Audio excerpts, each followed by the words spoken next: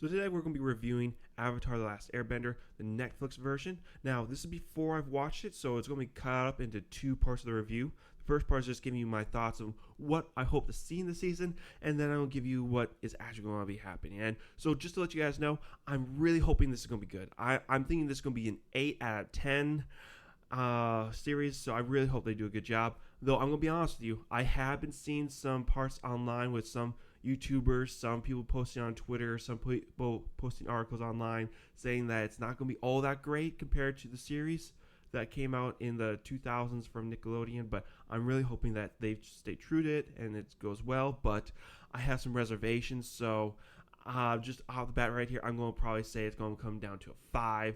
I'm just going to be honest with y'all. Like, I have high hopes. I'm really hoping it's great, but I don't trust Hollywood at all, and especially Netflix. And from what I've been seeing just by thumbnails and headline articles, my hope is kind of crumbling here. But I'm hoping they're all wrong and it's actually a great series. Because, sometimes with people online, they go, above and beyond of what actually is. Sometimes they just are doing it just to get the views. Let's just be honest here. That's the whole reason why people do it. But I'm really hoping this is going to be a good season. With that said, we'll just get on into it. I'll be right back. And I'm back. So let me give you my first impressions. I'm going to say this is a 4 out of 10. I wish I could say it was higher. I had major hopes, as you can see in the beginning of the video, but really as a fan of Avatar The Last Airbender, it just fell flat in a lot of areas for me, and I have a bad feeling that this show is just going to get worse as we go on. And if you're a newbie just coming into it, you're probably going to give this a 6 or a 7. There's some areas that you can just gloss over that, like, okay, this is fine, but why do you guys think this is like the best cartoon in the 2000s? There's a lot of reasons for it. If you are a newbie and you're watching this review, please do us all a favor and go watch the cartoon and then come back to live action. The cartoon you have so much fun with. This live action, it's okay, but it's not great. I am personally struggling with if I would rather watch this or the Avatar movie that came out in the 2000s by Charlemagne. Like, it's just not that great, guys. First, let me just go off the characters. The characters are a major issue for the show. First off, for Aang. Aang doesn't abandon the Air Temple because he's running from responsibility. He's running from, fear of becoming the Avatar. No, the only reason why Aang ran from the Air Temple is because he needs some breathing room to figure out that he was an Avatar. But he's going to come right back and take on that responsibility. Like, that's completely two different characters there. Aang in the show is just trying to get some breather, and then he's going to come back and take on the responsibility, versus Aang in the cartoon show, he was fleeing. He didn't want to be the Avatar. He still wanted to have fun. He still wanted to be a kid. He didn't want this responsibility, so he was leaving the Air Temple. Two very different reasons going on here. They both ended in the same result, but we now have two completely different characters with two completely different motivations.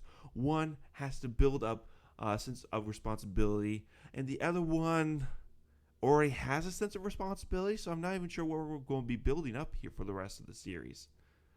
2. Katara wanted to be a warrior.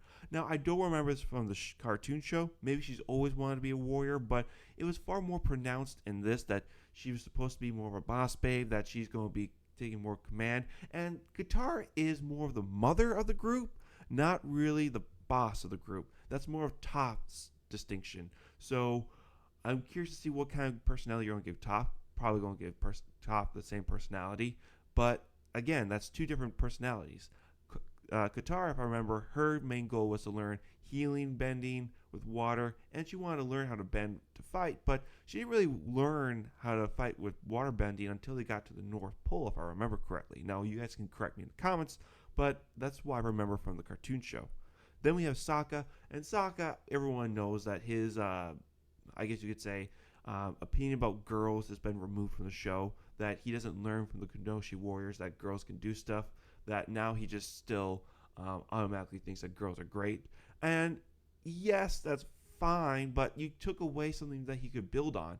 And the reason why he was thinking that he was the best guy is because he's the only guy left in the tribe, because all the other men had to leave to go fight the Fire Nation, so it was his responsibility to defend the village. So that sense of responsibility fed into his ideas that girls weren't great.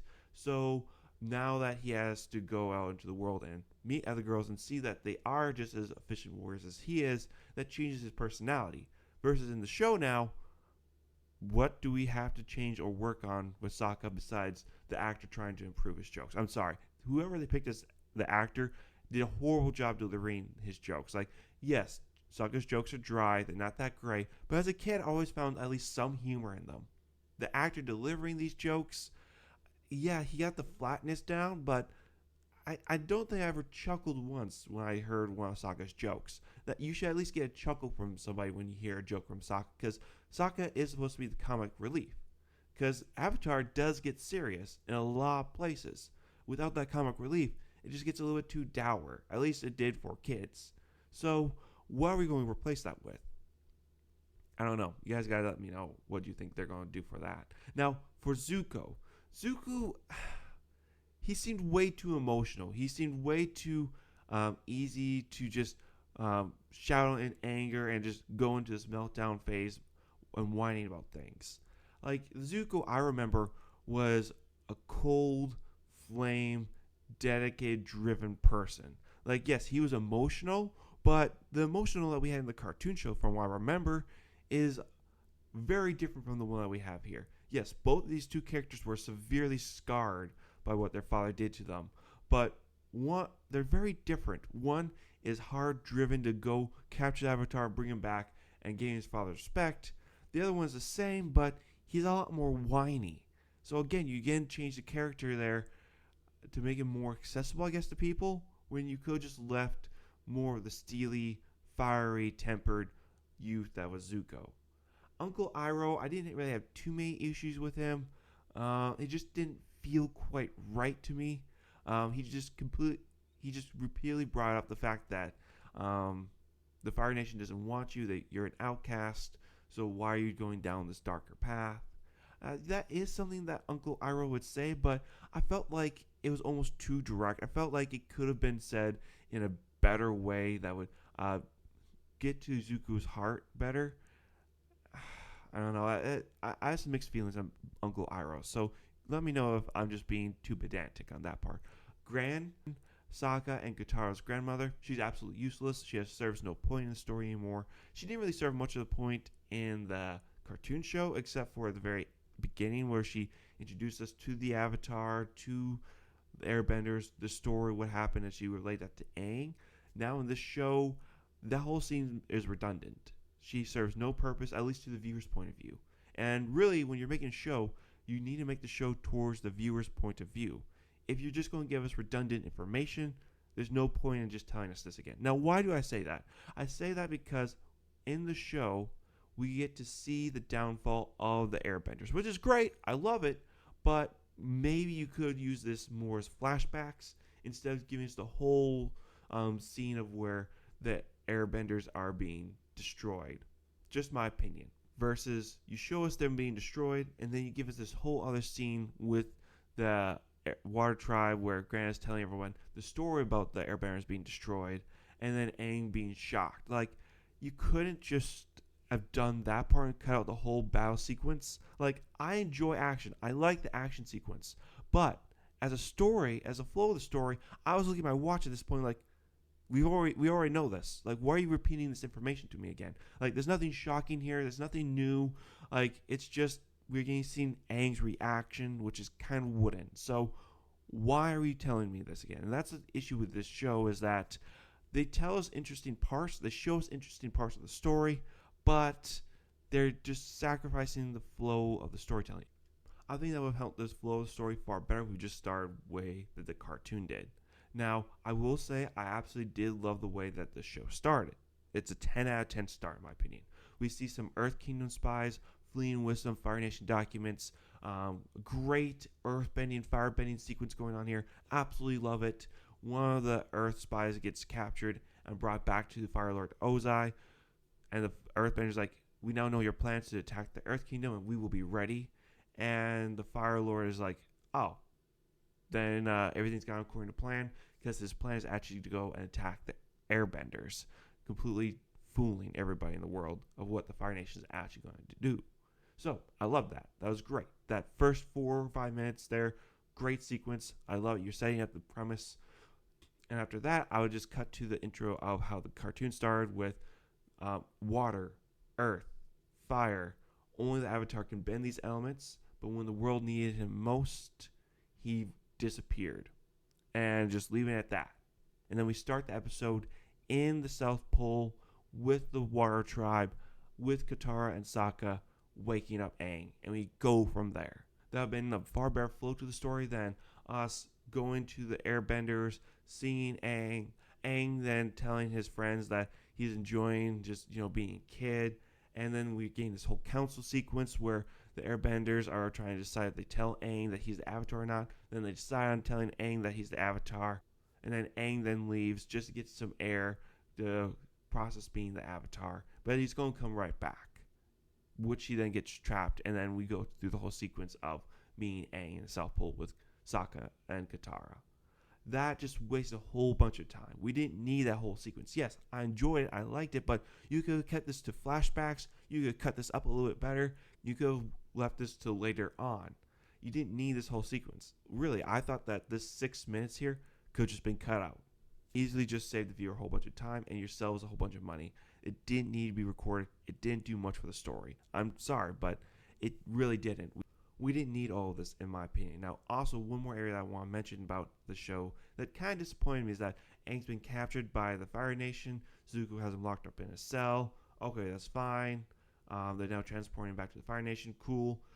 When he escapes from the Fire Nation soldiers and he's fleeing, instead of seeing Aang turn into his Avatar state to fight off the Fire Nation soldiers, which happens by accident, he just flies away and is saved by Katara. Now, that's not much of an issue, but still, you took away a great sequence in the cartoon show and just gave it to Katara for some reason. Now, my issue for this is that when we first saw Katara in the beginning of the episode, she couldn't bend water, even a ball of it, until Aang helped her out. And now she's able to bring up whole waves to defend them against a Fire Nation attack. I feel like the level of understanding there is quite vast. I feel like you should have shown her taking a lot more time to gain the ability to bend water in any way besides just a ball. You immediately went to a more high level form of bending. Now, if you're just someone new to the show, you're probably not going to have an issue with it. But as someone who's watched Avatar, the cartoon show, and understand how hard it is to learn bending, it should have taken a lot more time for Katara to build up these skills than what we saw in the show. So, just coming from a fan's point of view, it's not that great.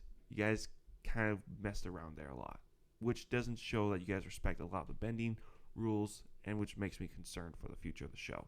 Now, once they're rescued, they go to the Southern Air Temple, and they see the place destroyed, and all of Aang's friends gone and dead, and just skeletons remain.